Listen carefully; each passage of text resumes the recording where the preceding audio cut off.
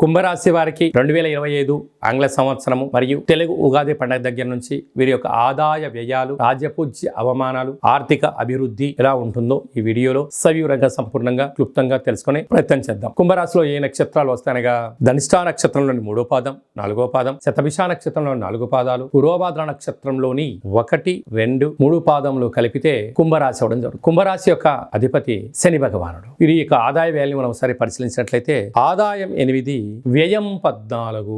చూడండి ఎంత వైవిధ్యభరితమో. ఇక్కడ 8 రూపాయలు ఆదాయం ఉంటే 14 రూపాయల ఖర్చు ఉంది. అధికంగా 6 రూపాయలని ఏమిటి అనేటువంటిది ఈ కుంభరాశి జాతకులు ఆలోచించి తీరాలి. అదే కాకుండా అధిక శ్రమ, పెట్టుబడులు, వ్యవహార కార్యక్రమాల్లో ఉండబడినటువంటి వాటిని కొనసాగించడమే ఉత్తమోత్తం. కొత్త వాటికి వెళ్ళి ఆలోచన చేసి అప్పుల పాలైపోయి అయ్యో రామచంద్ర అని చెప్పి అరణ్యం వైపు చూసేదానికన్నా ఉండబడిన దాన్ని సర్దుకోపోగలిగితేనే రాబోయే కాలము మంచి కాలము. రాజ్యపూజ్యం 7, అవమానం 5.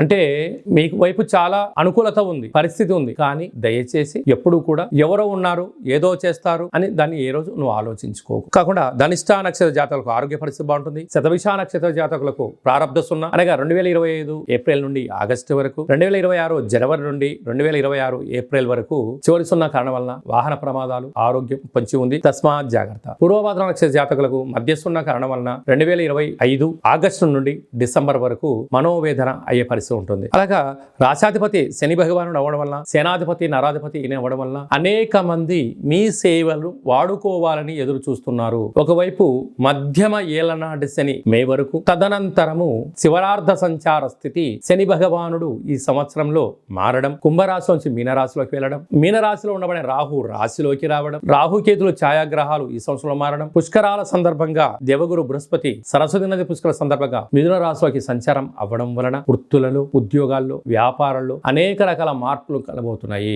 సాఫ్ట్వేర్ రంగంలో ఉండబడిన వారు, సినిమా రంగాల వారు, ఛాయాచిత్రాల వారు, టెక్నికల్ గా పనిచేసేటువంటి వారందరికీ కూడా మంచి కాలమే. కాకపోతే ఎప్పుడు అప్రమత్తత ఉండి తీరాలి. మీ జన్మ నక్షత్రం రోజున, అమావాస్య రోజున, అష్టమి తిథి రోజున కొనుగోళ్లు, క్రయ విక్రయాలు, చెక్స్ అలాంటి వాటికి శుభ కార్యక్రమాలకు దూరంగా ఉండగలిగితే అనేక రకాల వాహన ప్రమాదాలు పొంచి ఉన్నాయి. కనుక పంచభూతాలతో మితిమీరిన వేగంలో నీటిలో దూకడాలు గాని, ప్రయాణాలు గాని చేయకపోవడం మంచిదని చెప్పి కూడా గమనించాలి. ఇలాంటి కాల సమయంలో ప్రతిరోజు సూర్యోదయమును పూర్వం లేయడం, సూర్య నమస్కారం చేయడం, సూర్య ఆసనాలు వేయడం, ఆవుకు, పక్షులకు ధాన్యాన్ని ఏర్పాటు చేయడం, ఆరోగ్యము, క్రమశిక్షణ, సత్ప్రవర్తన మీ జీవితంలో మరో మైలురాయి అధిగమించడానికి అవకాశం ఉంది. కనుక వీలైనంత వరకు మౌనం, ధ్యానం, ఏకాగ్రత, ప్రశాంతమైన వాతావరణం ఏర్పరచుకోగలిగితే కుంభరాశి వారు అప్పుల పాలు కాకుండా లేనివి సంపాదించకపోయినా ఉండబడిన స్థిర చరాస్తులు పోగొట్టుకున్న మానవ ప్రయత్నం చేయాలని చెప్పి కూడా గమనించాలి.